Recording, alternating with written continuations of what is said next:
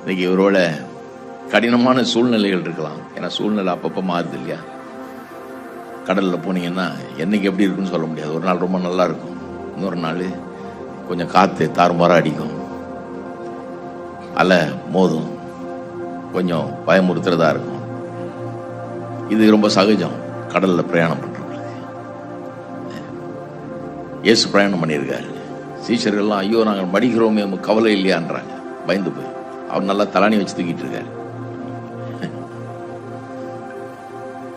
உங்க விசுவாசம் எங்க போச்சுன்றாரு. அவங்க பாருங்க, உள்ள யார் இருக்கிறான்றதை மறந்துட்டாங்க, அவர் இருக்கிறார்ன்றதை மறந்துட்டாங்க. அவர் காற்றையும் கடலையும் அதட்டக்கூடியவர், அமைதிப்படுத்தக்கூடியவர், சர்வ வல்லவர், இதெல்லாம் உண்டாக்கினவர் அவர், படைத்தவர் அவர். அவரால் கூடாத காரியம் ஒன்றும் இல்லை. அதை மறந்துட்டு அது ஃபோக்கஸ் போயிடுச்சு பாருங்க.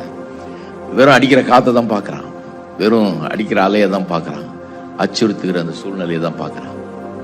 எவ்வளோ பெரிய ரியாலிட்டி கண் முன்னாலேயே இருக்குது. ஆண்டவராகி இயேசு கிறிஸ்து வானத்தை பூமி உண்டாக்கினவர், அவரால் இல்லாமல் ஒன்றும் உண்டாக்கப்படவில்லை.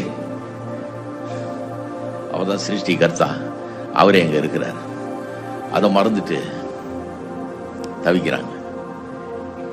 நான் சொல்றேன், இன்னைக்கு கடினமான சூழ்நிலையில் வாழ்க்கையில் இருக்கலாம். சில நாட்கள் அப்படி இருக்கு, சில காலங்கள் அப்படி இருக்கு, சில நேரத்தில் சில சமயங்கள் எல்லாருடைய வாழ்க்கையில சந்திச்சிருக்கோம். அப்பதான் ரொம்ப யோசித்து பார்க்கணும், நமக்குள்ள யார் இருக்கிறா? இந்த வாழ்க்கை பயணத்தில் நம்மோடு பயணிக்கிறவர் யார்? நம்மோட வருகிறவர் யார்? நான் உன்னை விட்டு விலகுவதும் இல்லை, உன்னை கைவிடுவதும் இல்லைன்னு சொன்னவர் யாரு? அவர் நம்ம கூடயே இருக்கிறாரு.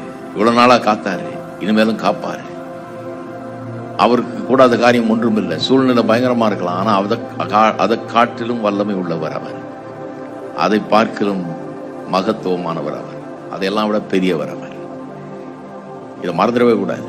கண்ணு முன்னால என்னைக்கு நிறுத்தணும். இங்க வந்திருக்கிறவர்கள் மட்டும் இல்லைன்னு தூரத்துல இருந்து பார்த்து கொண்டிருக்கிறவர்கள் கூட பயப்படுறதுக்கு, சூழ்நிலையை பார்த்து அஞ்சுவதற்கு நிறைய வாய்ப்புகள் ஒவ்வொரு நாளும் வரும் வாழ்க்கையில. நிறைய வாய்ப்புகள். மறுக்க வேண்டும். மறுத்துட்டு எப்படி மறுக்கிறது? எப்படி அதுக்கு எதிராக நடந்துக்கிறது? கர்த்தரை ஸ்தோத்திரிக்கணும், பாடணும், வாயை திறக்கணும், கர்த்தரை துதிக்கணும். அப்ப நான் பயப்பட மறுக்கிறேன். பயத்தை பேசுறதுக்கு பதிலா நம்பிக்கையை பாடணும், விசுவாசத்தை பாடணும். அதுதான் பாடல்களுடைய வேல்யூ. ஏன் பாடுறோம்? ஒருத்தர் கேட்கிறாரு, என்ன இந்த மாதிரி பாடுறீங்க? நீங்க வந்து உயிரை கொடுத்து இப்படியா பாடுறது? ஏதோ போன மாதிரி ஹாயா நின்று லேசா பாடிட்டு வந்துடுறேன், அந்த மாதிரி இல்லையே இது இப்படி பாடுறீங்களே. ஆமா, அப்படிதான் பாடணும். ஏன்னா நம்மளை சோர்வடையே செய்யற சாத்தான் ஒருத்தன் இருக்கிறான். நம்ம அதுக்கு எதிரானவர்கள்.